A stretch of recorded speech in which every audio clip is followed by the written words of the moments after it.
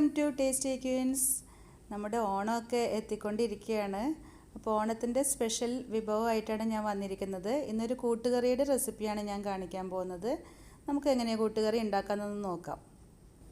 ഇതിനാവശ്യമായത് കടല, ചേന, കായ, പിന്നെ തേങ്ങ, കുറച്ച് ജീരകം, പിന്നെ കുറച്ച് പൊടികളൊക്കെ വേണം. മുളക് പൊടി, കുരുമുളക് പൊടി, ഇതൊക്കെയാണ് ആവശ്യമുള്ളത്. നമുക്കിത് എങ്ങനെയാണ് ഉണ്ടാക്കുന്നതെന്ന് നോക്കാം. കുക്കറിൽ ആവശ്യത്തിന് വെള്ളം ഒഴിച്ചിട്ട് കുതിർത്തിയ കടല നമുക്ക് ഉപ്പും 1 ടീസ്പൂൺ കുരുമുളക് പൊടിയും 1/2 ടീസ്പൂൺ മഞ്ഞൾപ്പൊടിയും ചേർത്തിട്ട് നമുക്ക് വേവിച്ചെടുക്കാം. കടല വേവുന്ന സമയത്ത് നമുക്കൊരു 1/2 കപ്പ് തേങ്ങ ചിരവിയതും കുറച്ച് ജീരകവും ചേർത്തിട്ട് ഒന്ന് അരച്ചെടുക്കണം. അങ്ങനെ കടല വെന്ത് ഞാനൊരു പാത്രത്തിലേക്ക് മാറ്റിയിട്ടുണ്ട്, ഒരു ഉരുളിയിലേക്ക് മാറ്റി വെച്ചിട്ടുണ്ട്.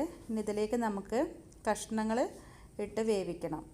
അതിന് ചേനയും കായയും കുറച്ച് വലുപ്പത്തിൽ തന്നെ അരിഞ്ഞിട്ട് ഇടുന്നതായിരിക്കും നല്ലത്. നന്നായിട്ട് ഉടഞ്ഞു പോകും അല്ലെങ്കിൽ ചെറിയ പീസാക്കിയാൽ. അപ്പോൾ ചേനയും കായും ഈ കടലയുടെ കൂടെ ഇട്ട് മൂടി വെച്ചിട്ട് വേവിക്കണം. അതിലേക്ക് നമുക്ക് 1/2 ടീസ്പൂൺ മഞ്ഞൾപ്പൊടിയും 1 ടീസ്പൂൺ മുളക് പൊടിയും കൂടെ ചേർക്കാം. പിന്നെ കുറച്ച് കൂടെ കുരുമുളക് പൊടി ചേർക്കണം. അപ്പോൾ ഒരു എരിവിനനുസരിച്ച് നോക്കിയിട്ട് ഞാനിപ്പോൾ 1 ടീസ്പൂൺ കുരുമുളക് പൊടി വീണ്ടും ചേർത്തിട്ടുണ്ട്. കടലയിലും ചേർത്തു, ഇപ്പോൾ ഈ വേവിക്കുന്ന ഈ കായും ചേനയിലും കൂടെ ചേർത്തിട്ടുണ്ട്. അതൊക്കെ നമ്മുടെ എരിവിനനുസരിച്ചിട്ട് നിങ്ങൾ നോക്കി ചെയ്യണം. പിന്നെ ആവശ്യത്തിന് ഉപ്പും ചേർത്ത് നമുക്ക് മൂടിയിട്ട് വേവിക്കാം. ഈ വേവുന്ന സമയത്ത് നമുക്കിനി കടുക് വറുക്കാനായിട്ടുള്ള എല്ലാം സെറ്റ് ചെയ്ത് വെക്കാം. 2 ടീസ്പൂൺ നെയ്യിലാണ് ഞാൻ കടുക് വറുക്കുന്നത്. നല്ല നെയ്യ് ചൂടാക്കുക.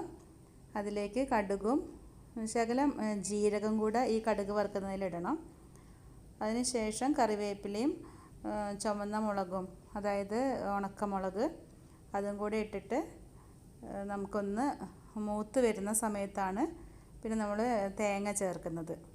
ഇത് നന്നായിട്ടൊന്ന് മൂത്ത് വരുമ്പോൾ അതിലേക്ക് നമുക്ക് തേങ്ങ ചേർക്കാം. തേങ്ങയുടെ കളറൊരു ബ്രൗൺ കളർ ആകുന്നത് വരെ നമ്മളൊന്ന് മൂപ്പിച്ചെടുക്കണം കേട്ടോ. അങ്ങനെ നമ്മുടെ കടലയും ചേനയും കായും ഒക്കെ വെന്തൊക്കെ വരുന്നുണ്ട്. ഏകദേശം പകുതി വേവായിട്ടുണ്ട്.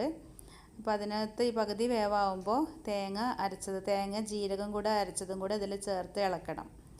അപ്പോൾ നമുക്കിനി അടുത്തതായിട്ട് തേങ്ങയും ജീരകവും ചേർത്ത് ഇളക്കി ഒന്നും കൂടെ മൂടി വെച്ചിട്ടൊന്ന് വേവിക്കണം. അങ്ങനെ തേങ്ങ നന്നായിട്ട് മൂത്തൊക്കെ വന്നിട്ടുണ്ട്, നല്ല കളറൊക്കെ ആയിട്ടുണ്ട്. ഇനി നമുക്ക് ഈ കൂട്ടുകറിയിലേക്ക് നമുക്കിത് അവസാനമായിട്ട് ഇത് നമുക്ക് ചേർത്ത് ഈ മൂപ്പിച്ച തേങ്ങയും കടുവറുത്തതും ഒക്കെ കൂടി ചേർത്ത് ഇളക്കി റെഡിയാക്കാം.